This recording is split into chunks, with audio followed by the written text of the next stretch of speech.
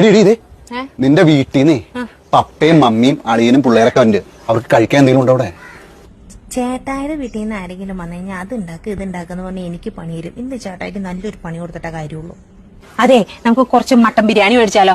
Mutton biryani മേടിച്ചാൽ അതിനകത്ത് കഷ്ണം കുറവായിരിക്കില്ലേ? അതിന്റെ കൂടെ വല്ല ചിക്കൻ 65 അതുപോലെ ബീഫോ അങ്ങനെ എന്തെങ്കിലും മേടിക്കണോ?